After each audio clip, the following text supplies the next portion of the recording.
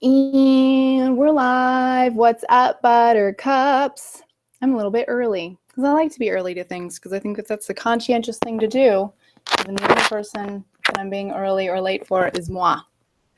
How is everybody doing?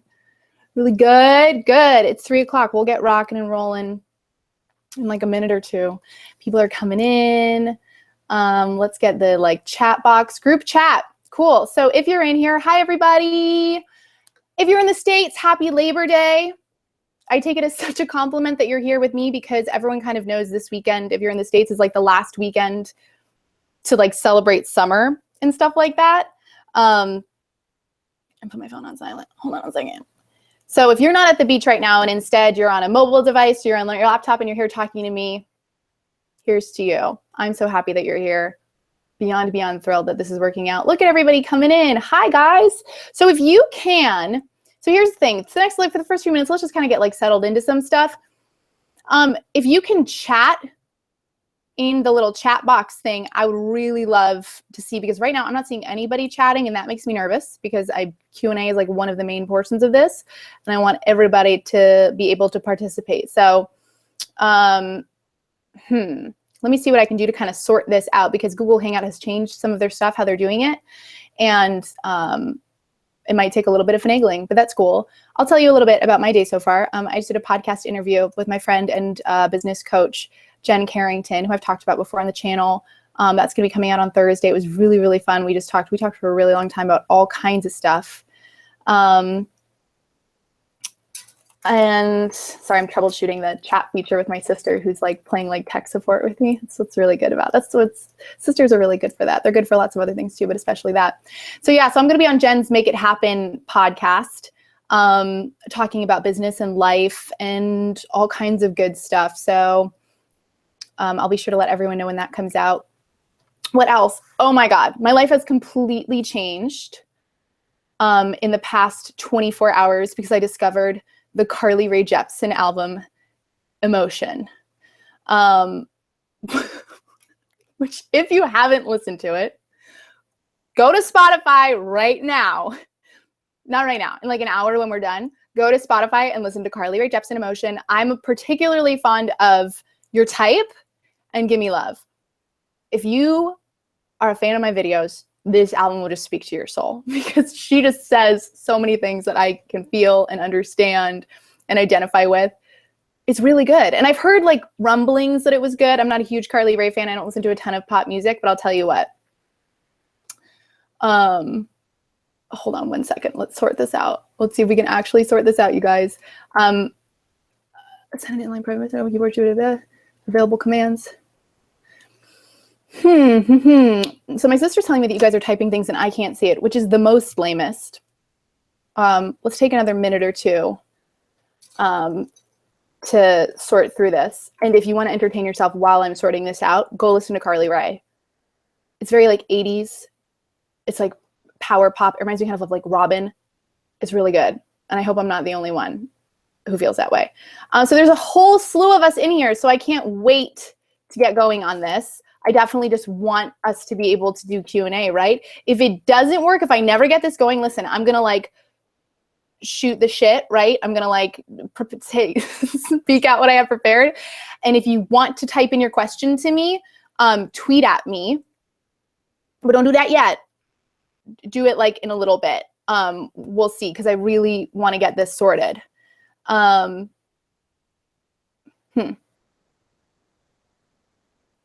So that's not what we're going to do.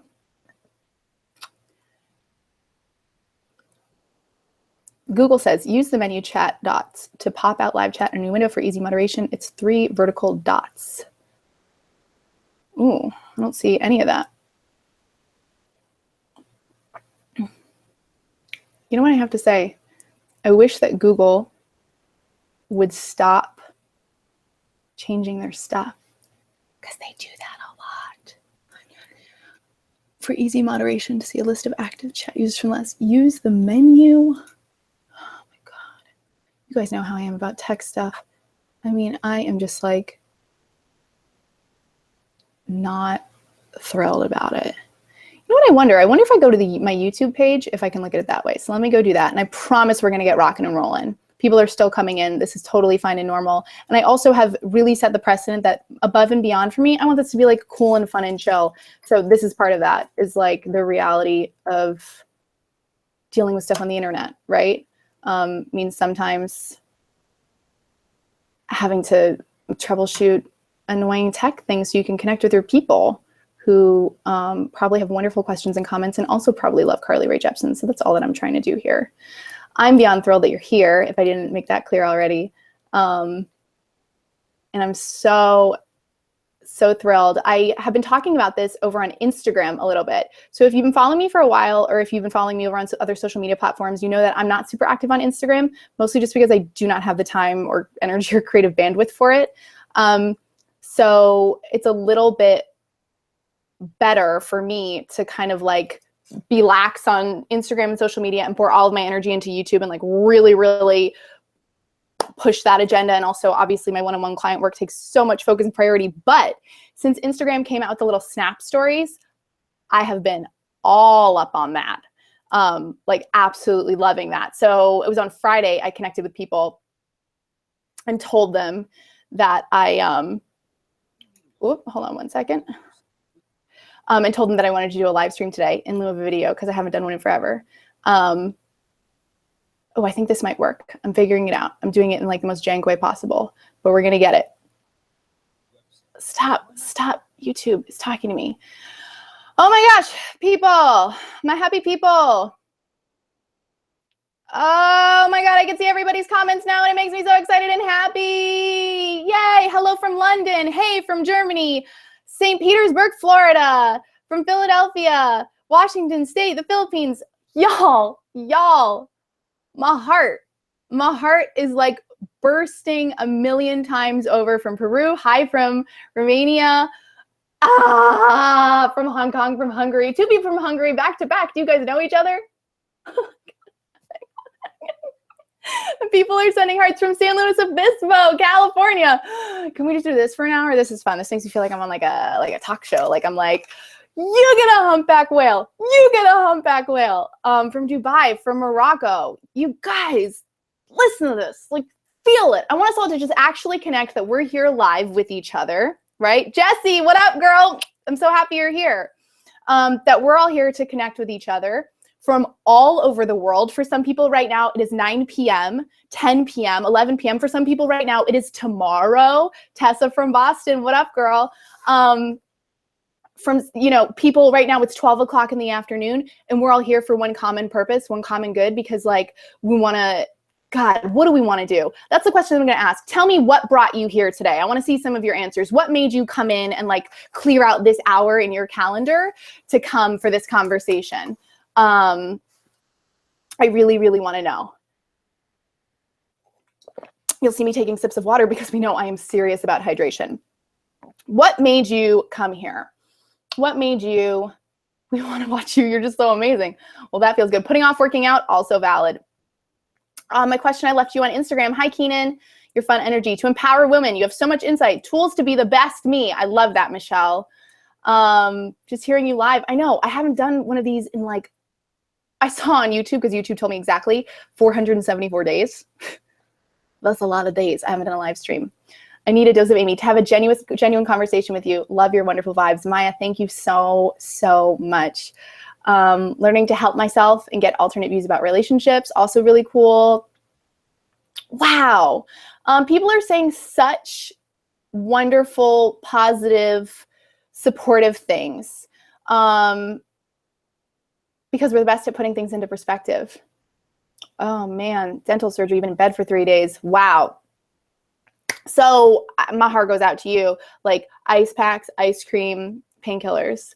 I second Michelle. I want to become the best version of myself, and you have so much wisdom. Thank you, everyone, for the kind words and for like letting me know what you're doing here. It's clear that everyone's like hearts and minds and spirits are in the right places. Let's dive into what I really wanted to talk about today. I talked about this over on Instagram. I mentioned to everyone that I've been kind of getting real friendly with the little Insta story feature over there. So if you aren't following me on Instagram, now would be a great time. Don't expect a lot of consistent updates because that's not how we roll. But I do love the little like live story thing, and I love being able to make like quick little videos to just talk to all of you.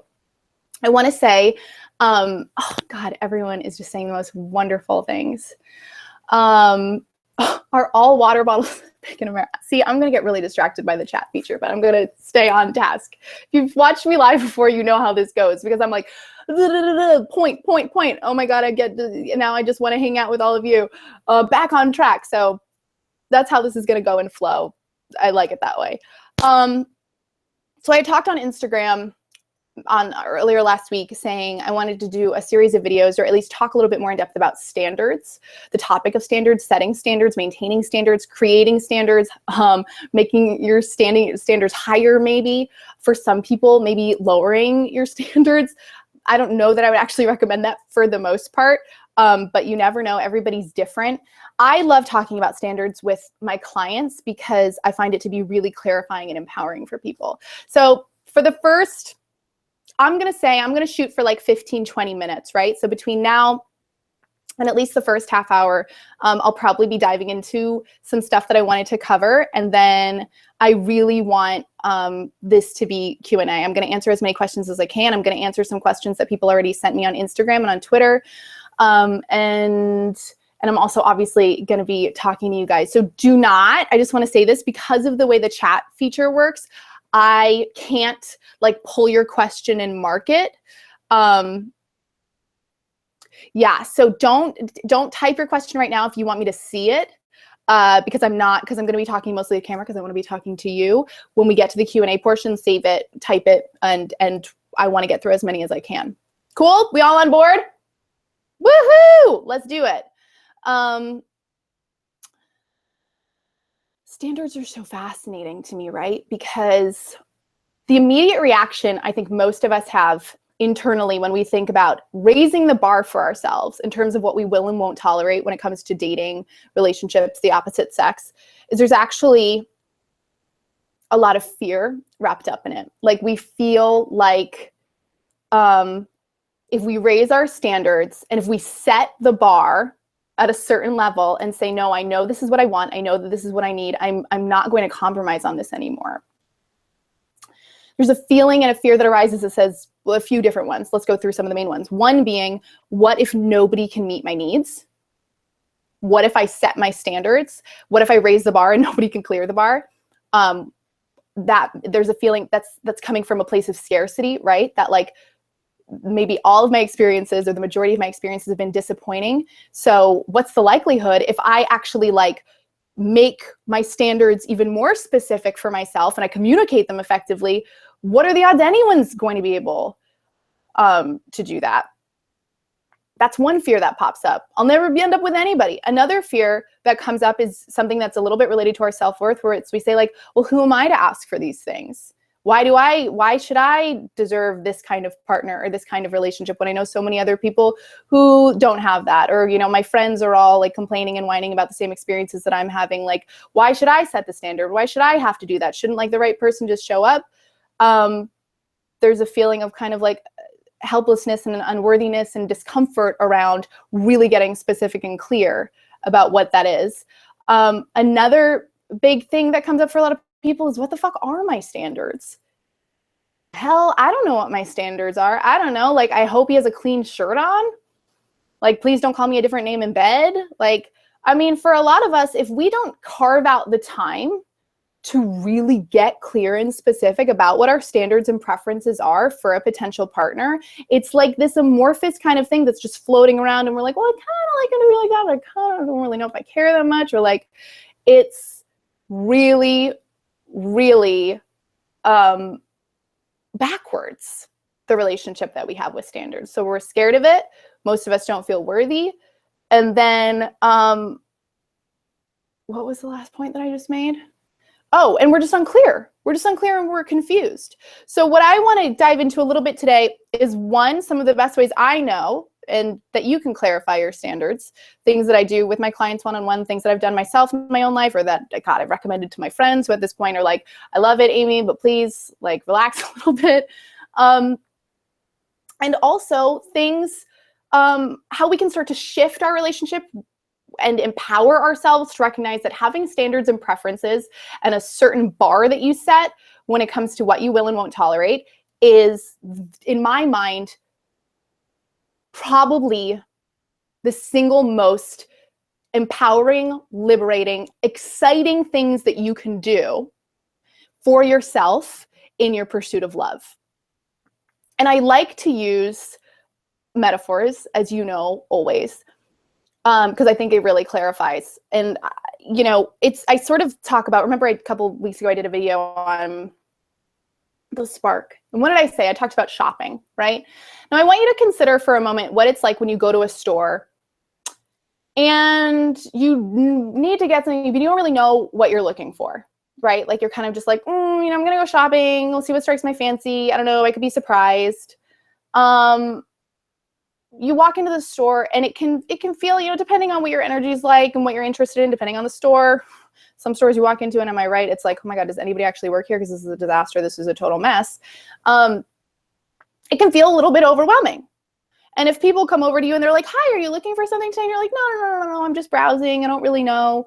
And you sort of like, you pick things up and you look at them and you're like, well, this is kind of, do I have something like this in my wardrobe? Do I not have something like this in my wardrobe? I don't know. And like, okay, I'll try this on and then I'll try this on. And then I'm not sure like what my size is at this point. I haven't gone shopping, or this store does vanity sizing or whatever. After a while of doing this, so just shopping aimlessly, trying things on over and over again, seeing what we get inspired by, it could be kind of fun. But are we going to get a lot of really like good pieces for our wardrobe? Or are we probably trying to just kind of like fill some kind of need inside that's like that consumerism identity that's just like, I just want to own something. It would just be kind of nice to treat myself with something new. And it can get sort of, you get what? You get shopper's fatigue. You spend money and then you have buyer's remorse because you weren't really thinking about it. You were kind of just going through the motions of it. And you were like, oh yeah, I just want to like get some stuff. And you're doing it in a manner that's not focused, that's not specific, that's not being realistic about what you already have in your closet. Anyone ever had the experience of you buy something and you bring it home and you're like, I own 4 things like this. Why did I buy another one of these? This is really, really silly of me. Then you end up back at the store, you're returning things. You know, I think we're familiar with that process, right? Conversely, if you have taken a little bit of time, this is like a perfect time to do this because so many of us are in like that like back to school mode. I haven't been back to school in years, but there's a feeling of like, yes, like refocusing. I'm going to go shopping. It's a new season. I'm going to get stuff. Let's say we go through our wardrobe and we realize, you know, I'm really missing these items, or I have enough of that type of clothing. I really want more of this type of clothing, or I need this particular type of dress, or I know that I need a shirt that looks this way. I know that for work, I need these kinds of shoes. I know that I need to get pants that actually fit me better. When we go to the store, we have so much more intention, specificity, focus. We're a woman on a mission. We are like, we know what we're looking for when people come and they're like, hi, what are you here for? Oh, well, I need like this type of pants. I need this type of dress. I need these shoes. I need 2 shirts that look like this. And this is the budget that I'm working in. And let's make this happen. The process itself is usually much swifter. You don't get distracted. You don't get pulled aside by like, oh my God, that cute mini skirt with fringe on it, because we don't need that in our lives. We are so much more strategic and smart and thoughtful, and it usually yields better results. And that we're not just wandering up and down aisles, looking at things, hoping that we get inspired. We're seeing things and we're like, is this like the shirt that I'm looking for? Is this not like the shirt? I want something that's like this, but this is a little bit off-white. I want something that's a little bit of a crisper white, going back on the shelf. Ooh, I want this, but you know what I wish? I wish that it was like a mid-rise waistline instead of like a low-rise waistline. And when we bring our stuff home, it's like it all fits in with our wardrobe already. We have so many new outfit options. It's really good. We don't have to do that back and forth game, going to the store and not going to the store. Do you get what I'm saying here? If this is like dating, standards are the set of specific details and ingredients of what you are going to the store to look for, right? It's not about going out there, or I will reframe this in a way. I'm going to say one thing because I want to wrap this up together so you can understand really clearly what I'm trying to express here. It's not about just going out there and getting what you can get and hoping for the best. And oh my God, I really, he'll do like those khaki pants will do. I don't really need khaki pants, but I'll take them, like whatever. And then you bring them home and you're like, oh my God, what the hell was I thinking? This was such a mistake. When we know what we're looking for, which is all standards really are. Standards and preferences is you know what you're looking for. When you go out there, you don't get distracted. You don't BS yourself. You don't convince yourself, oh, this fits, or this is okay, or this is, I can make this work, or maybe I could wear it with that top, or maybe it would look cute actually, like when I wear it with this thing at home. You're not like playing mind games with yourself, trying to convince yourself that it's worth it, that you want to make the purchase, that you want to make it work with this guy, okay? Your intention, you're specific, you're focused, you're thoughtful, you're considering your own needs, you're considering about your life back at home, you're thinking about the closet. You're not just there, just going like, oh, I hope that I can find a piece of clothing that fulfills me. You know what you're looking for, and it's a lot easier to find it when you know what it is, okay? Frederick is saying, my mom shops like that, and I've always admired her for that. She always has her standards set. Emma, food shopping is another good way to put this. We can either go buy staples and specific ingredients to create a recipe instead of shopping for junk food and things that can't make a full meal. Emma, you get it, girl.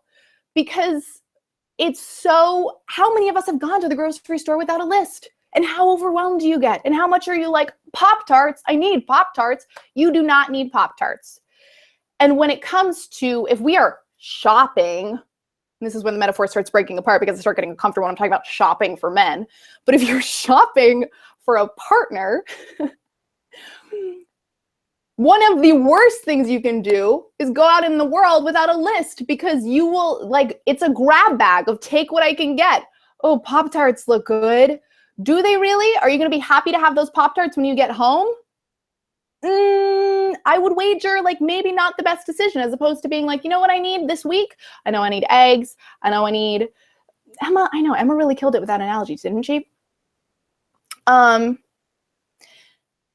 I know I need eggs. I know I need like a good healthy carb in there. I'm going to get some sweet potatoes. I'm going to get some fruit. I'm going to make sure I have coffee so that I'm energized throughout the day. So we set ourselves up then for the rest of our lives to be energized, satisfied, feeling good. Standards are the same way. Standards are like having knowledge and awareness and enough of it that when you enter the dating scene or you're pursuing a relationship with someone, it's easy for you to meet someone and get a sense relatively quickly. I'm going to say 3 to 5 dates. Sometimes even sooner, you get a sense, is this what I'm looking for or is this not what I'm looking for? Because if you don't know what you're looking for, you will get, it's like anything else. You'll get distracted by the shininess of this new person. Your emotions will get involved and you'll feel emotionally flooded and attracted and drawn to this person, and that'll overpower your rational mind that maybe knows other things or sees other things but doesn't want to acknowledge it because, oh my goodness, I think I'm feeling things for this person. Standards are a way that you equip yourself with what you know that you need to be satisfied, to be fulfilled, to do you every day of the week, and also have this awesome person as a potential partner. Standards are your BFFL. Your BFFL 5 ever. Not forever, 5 ever. Reminds me of your blog. If you knew what you were looking for, you would find it. Vivian, totally. I love the egg thing. So truesy. Asia, she gets it. Cool. So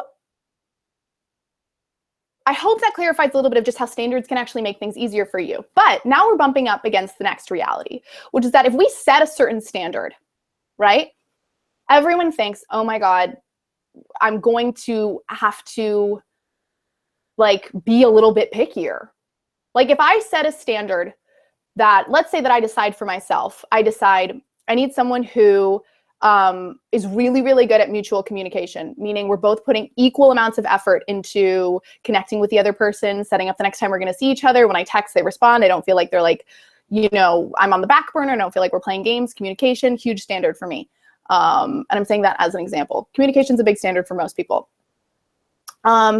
I really know that I need to be with someone who has a certain level of drive and ambition for their life, because in the past I've dated people who didn't have that about them and it drove me crazy and I can't stand it. So I know at this point in time, I really need someone who is on some sort of career path. It doesn't matter what it is, but I know that like work is really important to me. I want work to be important to my partner.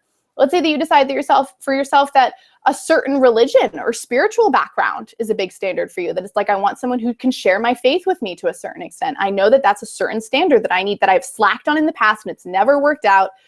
Do you notice how I'm reflecting a lot on these like imaginary past circumstances? Your past is a treasure trove of qualities and qualifications that will give you insight and information on what your standards are at this point. Because what didn't work in the past, that's what you know you need to add to your list of ingredients for what you're looking for in the future.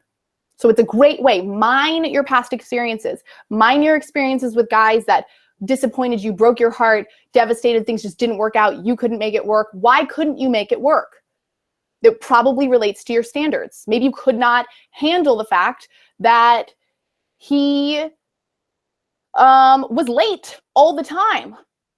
Punctuality. I need someone who can be on time when they say that they're going to show up and do it, that they're actually going to do it. That's a standard that I need to set. So if I set these specific standards, what's going to happen if I go out on a date with a guy and he's late, that he's a diehard atheist and he thinks religion is stupid and he thinks that it's silly and anyone who would believe in God is ridiculous? What if he tells me that he's living at home in his parents' basement and he's like working on the job thing right now, but it's not a priority for him right now? He's like got other things to focus on. What if then, you know, I remember when we tried to set up the date, he was like real shady with communication and shoddy. Is this someone who meets my standards, or is this someone who thus far can't show up for any single darn one of them? Clearly the latter, right? So what happens in that moment is I have a clear, I can't avoid it because I've clarified for myself what my standards are. I can't avoid it and act like, oh, maybe, you know, maybe like I could change his mind, or maybe he'll like see the light, or maybe he'll like, maybe he'll like start showing up differently. Maybe he will, but is he showing up as that person right now? No. And when we set a standard, we set it for a reason. And it's not because we want to be like waffly and wavery about it. It's because like we want it to be met. So when you set your standards, you have to understand you are automatically going to be eliminating a portion of the population that is not a good fit for you should you choose to adhere to your standards, which is what I'm recommending. If you adhere to your standards, you're going to eliminate people a lot faster than if you dated them for 3 months and inevitably uncovered, oh my God, they are actually who they say they are, or emotions can't override the hard reality of the fact that this person is never where they say that they're going to be on time, and they can't communicate with me, and they suck in answering the phone, and I thought that we could work with it, but we can't. When you set a standard for yourself, and you're like, okay, this is what it is. I'm open to seeing what you're working with. I'm not coming in and I'm not going to interview you like a friggin' interrogator, because that's not what we're going for either. But I'm looking to figure out who you are, and I'm going to gather some data, and I'm going to get some information about who you are. And if you cannot meet my standards, the really important ones, then it's clear to me that you're not a good fit for me. And conversely, I'm probably not a good fit for you. And that's going to force us to get better at what kinds of conversations? Conversations where we have to let people know they're not right for us. Most of us suck at those conversations. Some of us would rather keep going on dates with the person versus having to send them a text or give them a phone call that says, listen, thank you so much. You know, it was really fun getting to know you. I have to tell you, I just don't really feel that we have that kind of connection. Or I just don't really feel, I know very specifically what I'm looking for. And I don't think that this is a good fit for me, but it was really wonderful. Most of us suck at having that conversation. So that's another reason why we avoid standards, is because we don't want to have to face the reality that most people we date, most people that we get romantically involved with, will not be the great, perfect fit for us. And that's great, because we're not looking for more guys. We're not looking for all guys. We're looking for the right guy.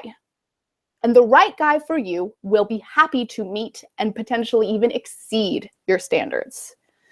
And if they do not understand the standards and think they are stupid, they are not for you. Morgan, preach. Could not agree more. Yeah. So like if I express to someone, you know, communication's really, really big for me, and they're like, oh, chicks are so fucking, they're so like obsessed with communicating. Like if I don't want to respond to your text, like I'm going to forget about it for a few days. It's not a big deal. Oh, okay. Woo. Mental note of that.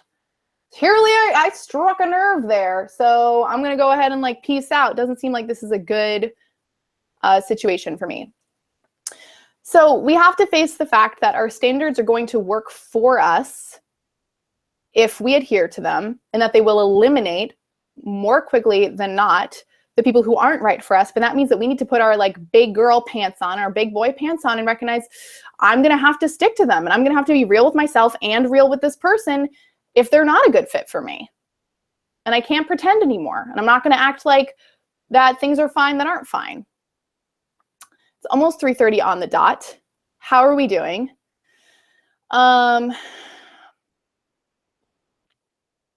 want to start doing a Q&A. I'm wondering if there's anything else that I really wanted to share or get into. Yeah, one of the best ways that you can clarify your standards for yourself is to look at past relationships. I've talked about that over on the blog before, looking at what doesn't work for you, looking what you're so sick of, looking at what, as history shows you, has never worked for you, and recognizing the opposite of that is what you are looking for. People asking questions about communication, long distance. So here's something I want to say about Q&A, because we're going to dive into the Q&A in a little bit. I am the last person on the face of the world / earth who claims to have all the answers. Okay? Do not have all the answers. What I have is insight, experience, perspective, different points of view, hopefully a sense of humor. So in your questions to me, if I had things my way, I would get to have a real-time conversation with you about what your question is, because there's so little information that I can actually gather from your simple question that you're posing to me, right? Hold on, I'm sorry. I have to block someone who's being rude. So in your question, I want you to just consider that in my answer to you, there's probably a bunch of potential answers. And I'm going to actually give you a few potential answers, because I want you to recognize there's no one golden sovereign answer that I can give you, that anyone else can give you, that will be perfect or right. Half the time, right, when like my clients come to me, or if clients have specific questions, a lot of the time my first response is, well, you know, I could tell you what I think, but I'm really curious what you think, because what you think is what really matters. You know your life, your relationships, your history, what you're looking for better than I ever will, ever could. So I am giving a little bit of a disclaimer with the Q&A that I love doing Q&A. I love answering your questions. I think you always ask such brilliant, brilliant things, but it's also super important to recognize that, like, you know you better than anyone else. You know what you're going through.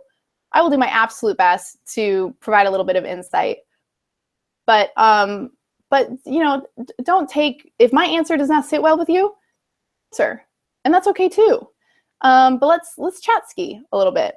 Hi, Tiffany. I'm so happy that you're here. Thoughts on long distance. That's the first one that I saw. Thoughts on long distance. That's so open-ended. I think long distance is tricky. I think in some ways it can be fantastic. Well, there's two ways of looking at it. I'm going to frame this as you're getting to know someone in long distance, because I think that's different from if you're with someone and then you have to separate for one reason or another, and they get a job in another state. I'm going to say getting to know someone long distance. So I take a trip to Nevada and I meet somebody in Las Vegas and I feel crazy about him, and then I move back to where I live and we're going to do long distance for an open-ended future. I have a few feelings on this, a few strong feelings potentially.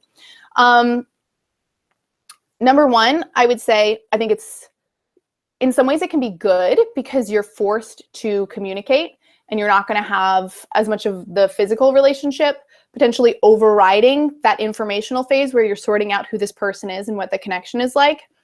So in some ways that can be great because you have to really talk to the person. You have to be communicating effectively with them or the relationship is going to fall apart.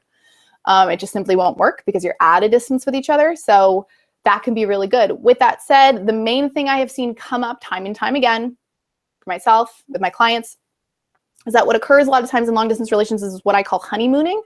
I don't think I came up with that, but you know, you go a period of time where you don't see the person, and then when you do see each other for 72 hours, oh my God, it's the most magical, amazing 72 hours, and we're just completely like obsessed and absorbed in each other, and we're both on our best behavior because we want to have a good weekend together, and we don't want to fight, and we don't want to argue, even though like maybe this thing kind of pissed me off, but like let's just enjoy our time, let's not think about it. Let's just, you know, have like amazing mind-blowing sex and wonderful stimulating conversation. And like, you can hang out with me and my friends and it'll be so fun. And it's sort of like a vacation, sort of like a honeymoon period that you get to go through with someone. And that can play out for a really long time. So you go a few weeks without seeing each other in your everyday lives. You don't have to deal with the everyday nuisances and frustrations of, what just being going through everyday life is like with a person, and they don't have to deal with your daily BS either. And then you get to come together and have these special little like peak romantic experiences. if you do eventually decide to come together and, you know, relocate together, it could be a harsh reality check that who they were in that little honeymoon weekend is different than who they are in their everyday life. I've seen this happen a lot, which is why I bring it up. So if you're in a long distance relationship, one of the best things I can recommend is spend big portions, as long of a portion of time that you can with somebody, and like set a standard with each other and say, listen, I want us to agree that we're not just going to put on a happy face because we want to enjoy our time together. If something bothers me, I want to talk to you about it. Vice versa. If something bothers you, I want to talk to you about it, because I want all the issues to rise to the surface so that we can deal with them, so that we can see who we are in conflict, because that's really important in a relationship. Who are we when we're in opposition with each other, when we disagree? Who do we become? And is important, depending on what you want for your relationship, to, if it's a long-term committed relationship and you know in your mind, I don't want to be in long distance forever, I think it's important to set a timeline in place that says, okay, so when are we not going to be long distance anymore, if that's what you want. Some couples are perfectly happy to be in long distance forever, and if that's what works for them. But if you're someone that the goal is inevitably that you want to be sharing your life with someone, you like to be living under the same roof and coexisting with them on a daily basis, I think it's really important to be honest about that, and have a vision for the future where you know that that's a possibility. Those are some of my thoughts on long distance. Okay, so many questions. I'm gonna scroll back and look. How do I stop putting the other person first before me, especially when I first start dating with someone? Love this question, Tessa, thank you. How do I stop putting the other person first? First of all, my best advice to you is I would get clear on what you putting yourself first looks like in your single life.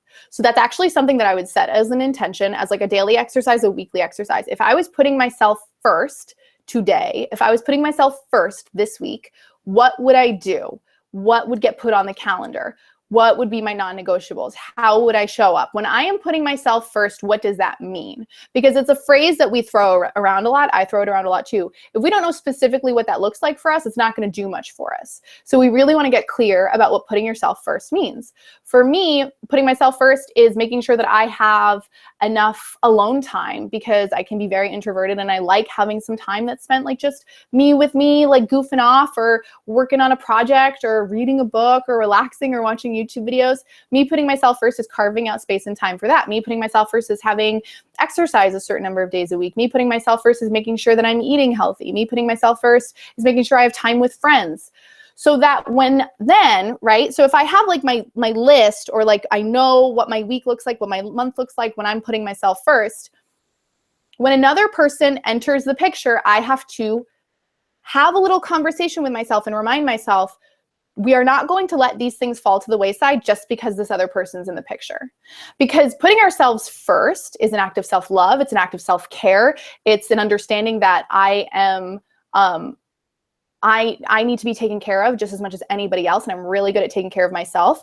And if someone else comes into the picture and it's automatically like, oh, forget about me and my wants and needs, I just want to focus on your wants and needs, that is not self-loving, that is not self-caring. That's, some people would call that, it's a symptom of codependency. It's not the whole shebang, but it's really important to know specifically for us what those habits of self-care and self-love and what taking care of yourself looks like. So then when someone comes in, if my exercise routine falls out the window, notice it. Oh, I'm doing that thing. I need to make sure I get to spin class this week. If I stop meal prepping for myself, if I stop getting enough hours of sleep every night, if suddenly my creative work falls to the wayside, if my friends are like, hey, we haven't seen you in weeks, I need to be able to self-manage and to be accountable to those tasks and activities that I know feed me. Right? So I would recommend, if you are single right now, beautiful, perfect time to do this. Get clear about what taking care of yourself is, what putting yourself first, figure it out now. It's the best time, because if you're figuring it out, if you're already in a relationship with someone and they're used to a certain precedent of behavior, or they're used to their needs being put first all the time, and then suddenly you're like, you know, actually, I think on Sunday nights, it would be really nice if I just had, it would be nice if I just had a night for myself. You can have that conversation, but that person might be kind of like, well, why? Like, we always hang out on Sunday nights. Why do you have to do that? If they're a loving, understanding person, I would hope that they would be like, great, babe, you do you. But it's just easier to do when you're on your own. one of those wonderful bonuses of being single. I know people are typing so many questions. I really, really want to get to all of them. Some people did write it on Instagram. And I know Keenan had written one in that I saw and that I want to answer. So let me go ahead and pull that up. How's everybody doing? Everyone's feeling good? I'm feeling great. I can't believe it's already 3:40. Oy vey.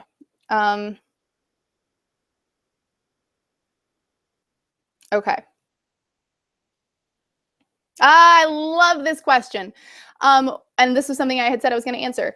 Keenan asks, where do you find the balance between standards and being nitpicky about things? I think a good example of this is that we are so connected and exposed to a vast pool of people, like Tinder, that we start to develop unrealistic standards because we always think there might be something better the next swipe. Cool. I love that question. Between having high standards and being picky. I usually say, especially like in my one-on-one work, right? If I'm talking to someone and they're like, my friends tell me I'm picky.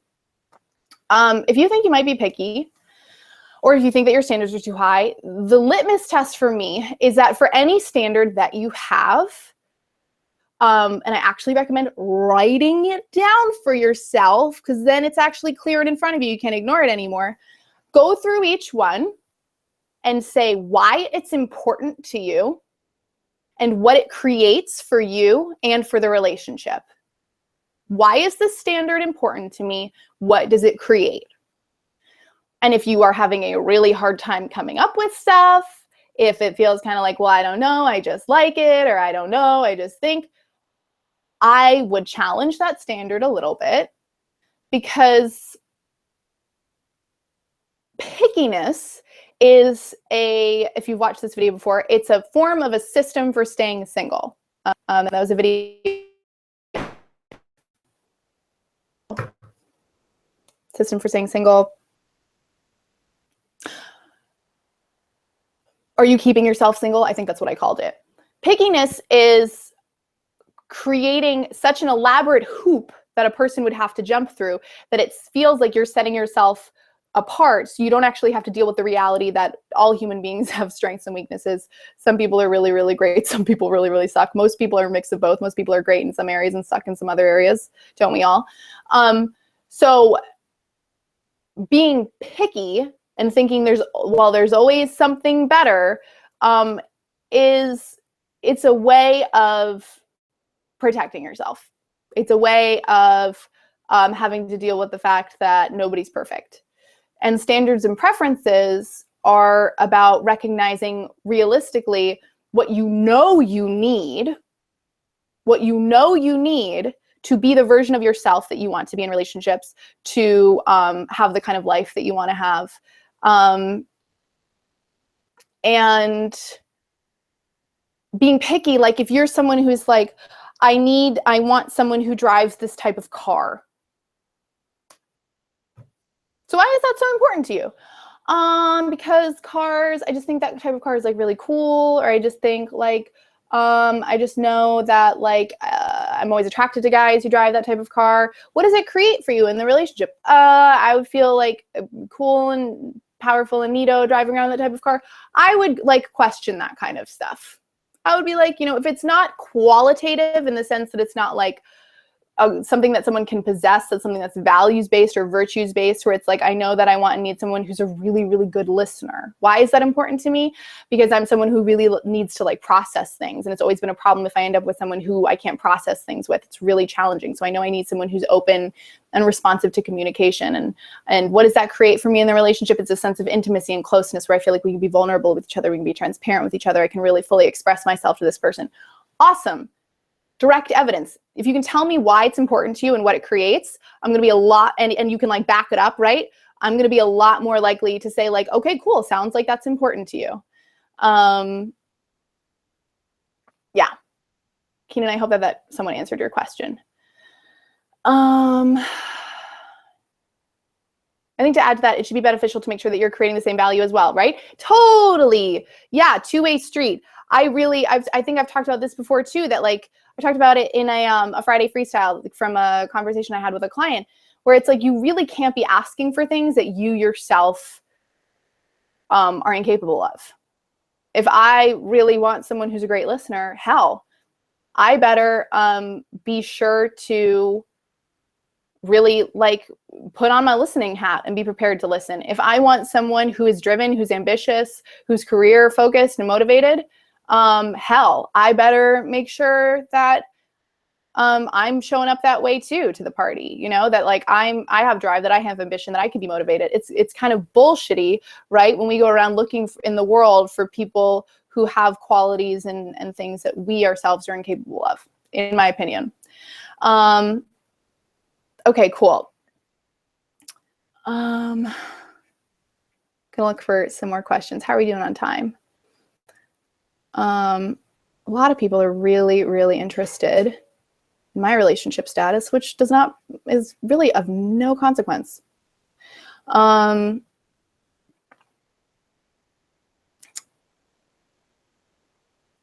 Session is saying yes, feeling good. People are saying such wonderful things. How do you communicate your standards when the other person feels that you are being controlling or insecure in you doing so? How do you? How do you do that? This is one of the situations where I'm like, okay, some real talk. Doesn't mean that you have to take it. Doesn't mean that you need to go apply it in your life, but let's have some real talk. If I have a certain set of standards, or there's things that I know I need in my relationship, and my partner is adverse to hearing me on those issues, cannot hold space for those issues, gets consistently defensive or blames me or thinks that I'm trying to control them when I'm not, I'm just talking about my needs, not a good situation. Not good. One of the big purposes of being in a relationship is that it creates this wonderful container for us to kind of like take our masks off and be really present with another person and talk about what's going on inside and connect on a multitude of levels and feel seen and feel heard and feel acknowledged. I mean, these are all human needs, these things. So if we're approaching our partner and I'm trying to tell them, this is really hard for me and this is why, one, having that conversation is usually hard enough, right? And it's being met with contention or upset or any and all of the above, I need to make a mental note of that. This person, this wonderful person potentially, who maybe even loves me a lot, it doesn't seem like they're really capable of giving me what I need, which is space, and a partner who understands that I'm going to have certain needs and grievances. Like all relationships are like that. Even the best relationships go through ebbs and flows and periods where there's challenges and difficulties. That's why it's such a big thing I talk about is like, you know, yeah, who are we when we disagree with each other? Who are we when we're in opposition? Who are we when I have something to bring up to you and you're not going to like it? Are you going to turn it back on me and make me feel bad and manipulate me and tell me it's my problem and just project your insecurity? Or can you hear me? Can you listen to me? Can you be responsive? Not everyone's capable of those things. And it's worth noting. And if someone isn't willing to work on that, to change it, to fix it, to make it better for you, for the relationship, for themselves, because ultimately who wants to feel that way? It's going to be really hard. It's going to be really hard when people are inflexible or rigid, can't take feedback. It's really, really hard. So thank you for that question. I think that's a really, really good one.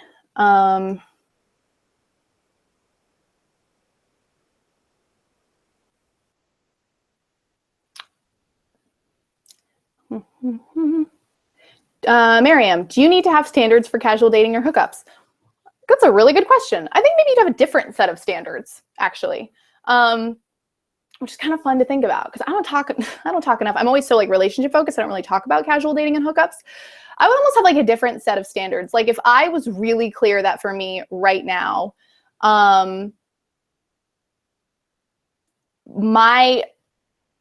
like that right now, I just want to be in something casual, or I just want a friends with benefits situation, or like that's what I'm looking for.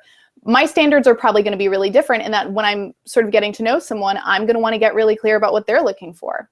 And if I know that I don't want to develop feelings for this person, I'm not going to develop feelings for this person. If it's solely physical, I want to be really upfront that that's the standard that we're setting. This is going to be a purely physical relationship. There is no like emotional impact or agreement that we are entering into. I don't have to answer your calls. I don't have to make time for you. You don't have to make time for me. We don't have to deal with each other's BS. We call each other when we want to see each other, and then we don't when we don't. And if I call you and you're busy, I don't get hurt feelings about it. And if you're dating somebody else, it's none of my business.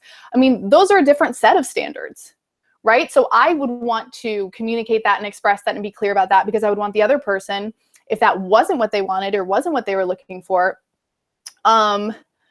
then I would want to know that. Because if someone was saying to me, listen, like, I really, there's a chance, you know, like, well, maybe I will develop feelings for you. And, you know, maybe sometimes I will just want to go out on dates. And actually, like, if you did date someone else, that would bother me. Well, then what you're looking for sounds like it's different than what I'm looking for.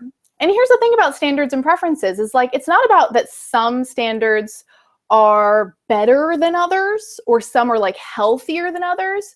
Everyone's are just different. It's like, you like apples, you like oranges. I want to go after the apples, you want to go after the oranges. Both are great, they're just different. So I think kind of no matter what relationship you're engaging in, this goes even for like professional relationships and friendships, it's good to have a sense of what you're looking for, of what your standards and preferences are, so that you can set up the terms of the relationship. Not like it's like you're signing a binding contract, but just so you both know, like, this is what we're signing up for. I don't want to know if you've had a bad day. You know, like, oh my God, I want to see you every first Saturday of the month, and we're going to hang out, and I'm going to keep doing that face. And then after that, I really like could care less, and I'm not spending the night. Don't expect me to spend the night. We can cuddle for like 15 minutes, then I'm going to head home. If that's the standard that I want to set, I want to know that the person's cool with that, because if they're not, it's going to create conflict. All right, I'm still looking up questions.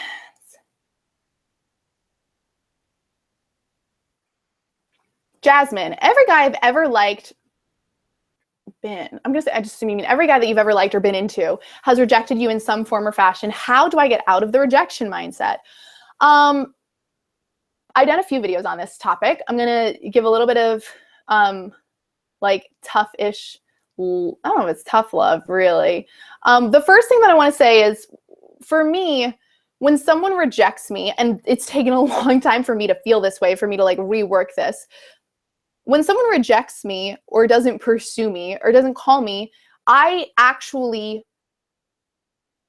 am thankful and happy for that, because I do not want to be pursued by someone who is not overtly interested, who is like half-hearted with the intention, who could take it or leave it. If someone's going to pursue me, I want them to pursue me 110%. So when someone rejects you, they're doing you a favor, because that person isn't right for you anyway, because the person who's right for you will not reject you.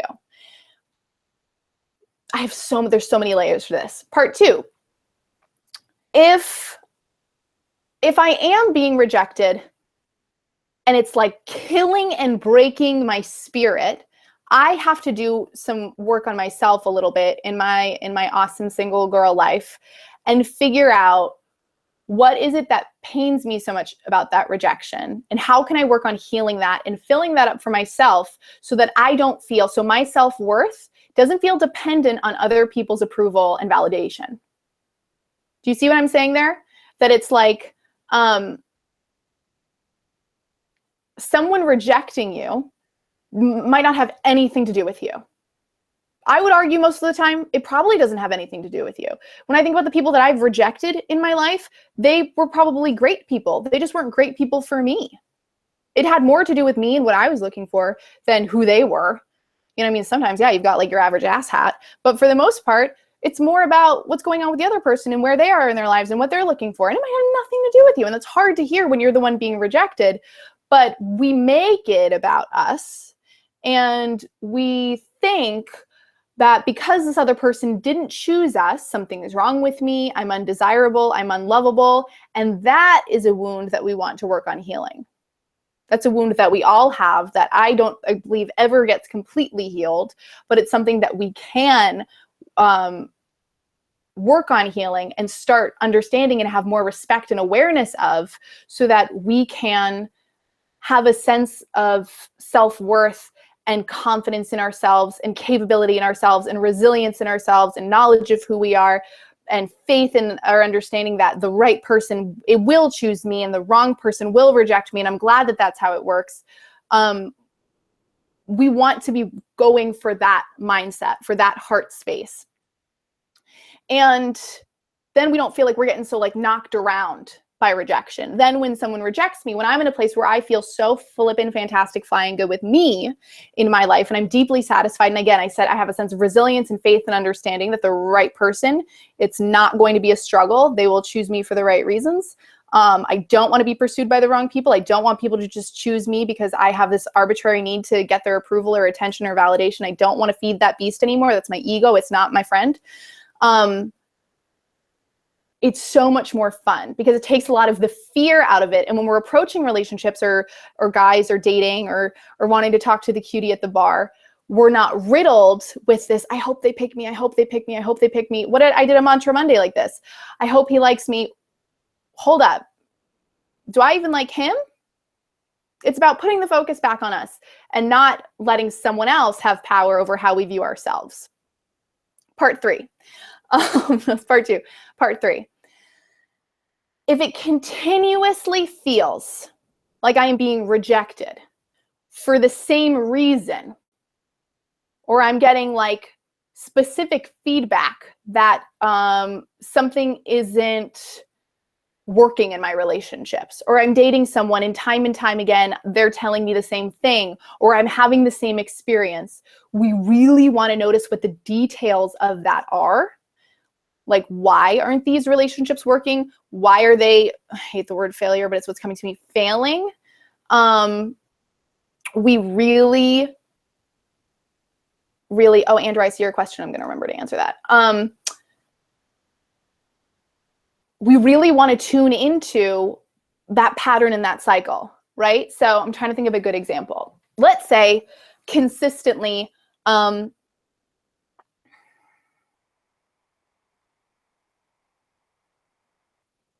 I'm rejected because, and I'm totally like pulling something out of the air. I wish I had something I could like really think of. But let's say that someone rejects me because they think I'm too needy. They think I'm too needy. They say like, you want me to be more available than I can be. You expect me to like know what's wrong with you all the time, or you want to call me and tell me like your sob story of the day every day of the week. And it's like, it's a lot for me to handle. If one person tells me that, maybe a fluke. Maybe that person couldn't hold space for everything that I have going on. If I'm consistently having that experience where it feels like people can't hold space for me, I'm asking too much, I'm wanting too much from partners. If I'm getting that feedback a lot, holy shit, what beautiful feedback for me to have. Because you know what? Maybe I am being kind of needy. Maybe I am expecting too much from relationships. Maybe I am like putting too many of my emotional needs and my upset and my feelings on this other person. Maybe that's unfair if I'm consistently having that experience. Do you see what I mean? So if it's just like, you know, I'm going up, or even like, God, if I'm going up to strangers and trying to strike up conversation and I feel like I can't even get like a hello or some eye contact or like a, hey, how you doing back? I might want to consider my approach. I might want to be like, oh, well, this doesn't seem to be working. Treating everything in our lives as experimentation, like a trial and error period, and noticing I'm constantly just getting feedback for how I'm showing up. I'm constantly just being given new opportunities to try different approaches and see what works and see what doesn't work. It's not about us. It's usually about either like how we're showing up or what we're doing or what we're bringing. And that can always be tinkered with and toyed with and played with. So when it comes to feeling like you're being rejected consistently, and it's like, how the hell do I deal with that? I have so many videos on this. One that I would consider you go watch is the How to Make Yourself Rejection Proof, which links to a larger blog post that I love. It's probably one of my favorite blog posts I've ever done, which is called When It Feels Like You're Struggling in Love, this is why, or something. I would go read that. Just talk a lot about rejection in there. But I think it's ultimately, a lot of times, it's also a good opportunity to kind of look at ourselves. So it can be about the other person. If it's consistently a problem, it might be about us. The right person will always choose you. That's like the bottom line of it. It sounds so fucking hokey and cliche and Disney movie-esque. The right person will always choose you. That's the other thing. Is like, if someone rejects me, I'm like, awesome, thank you for doing the work for me. Um, God, there's so many good questions. And I'm paying attention to the time. We're going to go a little bit over because we started late because I couldn't see all y'all beautiful things in the chat box. Andrew asked the question, is it okay or is it healthy for your standards to change over time? I love this question because my automatic answer is hells to the yes. I would almost argue it's completely necessary for your standards to change over time. I would say as if you're going through the dating process, if your standards aren't changing and you aren't fine-tuning exactly what you're looking for, you're kind of doing it wrong. Because every single date that we go on is going to give us more information about what we're looking for and going to help us get more specific and clarify and realize maybe that's not important. You know, the other thing that's really funny that happens a lot, this has happened to me, it's happened to friends, it's happened to clients of mine. Sometimes we get really specific about what our standards are, right? And we know exactly what we're looking for. And then we might even meet someone who is exactly like that. And once we're met with it, we're like, oh my God, actually, this is so not what I want and need. This is so not the relationship experience that I'm looking for. And we have to kind of go back to the drawing board and get clear about, okay, so like what wasn't working there? Like, why didn't that work? We can come up with a list of like 20 things that we really, really want in someone. And then when they present themselves, we might go, oh my God, I thought that I wanted this, but I think that I'm like kind of uncomfortable.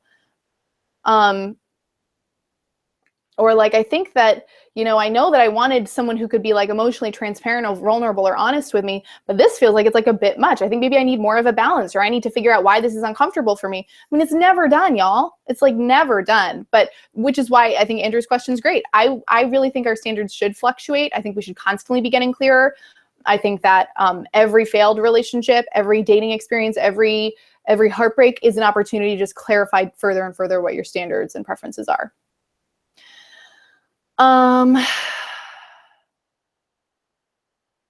Rejection is like Gatorade. You got to drink it up and let it empower you. I love that. Oh my God. I do think rejection makes you stronger. I do think heartbreak, I mean, I think it is one of the most painful gifts we can be given as a human being. Someone asked if I'm planning to write a book. This is the first time I'm saying this aloud. I started writing what I believe will be my first book this summer. I'm writing it very, very slowly. Do not expect it to be out anytime soon, but I will have a book out eventually. Morgan is saying wonderful things. Thank you. Claudia, I think this will probably be the last question that we do. How do I make it clear to a guy that I'm interested, but that I emotionally need a relationship to go slow because emotions get me overwhelmed and makes me want to run away? I love this question. So I have a video coming out in the not too distant future about some of my favorite ways to communicate standards. I'll give you one thing. First of all, Claudia, if we were in a coaching conversation right now, I would want to know why that's hard for you. That would be my first question is, how do I make it clear? Makes it seem like, ooh, this is kind of like confusing or murky. I would want to know why that's confusing or murky. Is it just like how to word it? Like, is it like fear that, I'm so glad this is coming up. So one of the reasons why we avoid having the standards conversations is because we're afraid that the person won't get it, or that they'll think that we're crazy, or they'll think that we're weird. If you communicate a standard, it's like a 2-for-1 special, because one, the person will be able to meet your standard or they won't. The other thing that happens is you can tell a lot just by someone how they react in that conversation. Like I was saying, when someone asked a question earlier, I don't think it was Jasmine's question, it might have been, you know, what if the person gets defensive and insecure and says that you're trying to be controlling? I want you to know just this. If you express it in any way, shape, or form, like, and the person meets you with like hostility, discomfort, awkwardness, defensiveness, red flag right off the bat. With that said, some of the best ways I think that we can do this, one, and I'll share this because since I do have a video coming out, I don't want to completely like share everything, which is like maybe kind of annoying, but I'm also like watching time and I know that we set this for an hour. I think one of the best ways that we can do it is by incorporating it into a narrative and a story about ourselves. So as I'm in conversation with this person, and I'm going to speak specifically to what you're bringing up here, which is that you need a relationship to go slow. Really, really valid and valuable and important to be able to say, you know, I don't know about you, but in past relationships, I've definitely recognized that sometimes I think I let my emotions get the best of me. Like sometimes I may have like moved too quickly with a person, and you can clarify, what that looked like. I don't know if it's physically, I don't know if it's like catching feelings too fast. You can say, like, I have a tendency, or I've noticed in the past that like sometimes I can fall pretty hard for people. And I'm just becoming really aware that that like isn't working for me anymore, or that I think it actually is much better for me and much better for the relationship when I can kind of like take my time and really get to know someone, because I can kind of get sort of like overwhelmed, or I can get kind of like even a little bit freaked out if I move too quickly. So, and I'm doing this because like I really like you, or because I really want to see where this goes. But knowing me and knowing myself, I just have to be able to take my time with it, because if I don't, it's going to potentially like hinder the relationship, and I really don't want that to happen with you. So go back and listen to that back again, because I just strung that together. But I did a few things there. One, I made it all about me. The me approach. Made it all about me. All about me. You need to withhold your emotions. You need to slow down. You need to respect this about me. You need to be showing up this way. I made it all about me in a very like vulnerable, transparent way, right? I made it all about me. And I said, I have had a tendency to do this. I have learned from past experience, this is what's better for me. I have come to understand that for me to really feel good in relationships, and for this relationship, which I care about, which is another great thing to do, is to make precedence over the fact that the relationship's really important to you, and this will serve the relationship that you're creating with this person. This standard, it will serve us. It will make it better. Like if I wanted to set a standard that said like, I'm not going to sleep with you right away. For me, I tend to just like, it works much better for me if we sort of like take our time physically. And a big part of that is I know that, when we choose to take that step, when it's the right timing, it's going to be, I just really want it to be absolutely amazing. And I know that I will be so much more comfortable and so much more free and so much more excited to take that step and to move in that direction if we wait a little bit. I just know that that's how I am. Notice again, it's like, it's all about me. It's not about who the other person's doing, because our standards have to do with us. They have to do with the other person too, but it's like self-knowledge. Standards are integrated self-knowledge. So it's really, really powerful when we can make it about us. And it's really, and it helps the person understand who we are, right? So the me approach, make it all about you. Put it in a narrative. Don't be afraid to talk about once before, or this is why I know that this is important to me, or in a relationship in the past we jumped in with both feet, and in retrospect it was one of the stupidest things we could have done because I got really overwhelmed right up top. I don't want to do that again. You're communicating that you're like a smart, self-aware person. These are methods that I promote and preach and teach because they've worked for me, because they've worked for clients, because they've worked for numerous other ladies and gents. And it is a vulnerable act. It is. But setting standards will always inherently be a bit of a vulnerable act. All right. I love all y'all. I think we're going to wrap up. I really, Blake, I feel like Blake has been showing up for this conversation in the realest way. I keep seeing your comments. If he likes you, he'll be okay with the combo. Boom. Date Blake. Yeah, it's never easy on both sides. It's uncomfortable. It's still not easy to bring it up when you're overcome with fear. You're right. It shouldn't be. That's part of the equation. And the thing is that we avoid having these conversations, these standard setting conversations, because we're worried, well, what if the person can't meet them? And I'm telling you, that's why we have the conversation, because we want to know. Ignorance is not bliss. Okay. When it comes to relationship, ignorance is like the opposite of bliss. We want to know if someone can't deliver, if someone can't show up, if someone can't respect. I want to know right away. Thank you guys so much. Thank you, Emma. Thank you guys so much for showing up with me and hanging out and dealing with like some of the communication difficulty in the beginning. I'm beyond thrilled that you're here. I can't wait. I'm going to see you guys on Friday. I've got a freestyle coming out. If you're not following me on Instagram, go follow me on Instagram at Amy Young Co. because I am going to be doing more of the Insta stories, and I want people to be updated. If you're not on my mailing list, you can head to amyyoungcoaching.com. I'm going to have a lot of cool new blog posts coming out for the fall that I generally just kind of don't always have time to promote on my YouTube channel. So if you want to be caught up with me and some stuff that I have rolling out, amyyoungcoaching.com, sign up to be on my email list. Look at all these people sending love. Rio de Janeiro, Switzerland. I want to do another one of these again in the not too distant future, because I love doing these Q&As, and I'm sorry if you asked a question and I couldn't get to it. There will always be more. You can always tweet it at me, message it to me, and I have like a whole file folder of things that I hope to answer in videos in the future. Mwah! Big love from Boston. I'll see you guys so soon. And until next time, cutie pies, what am I going to do?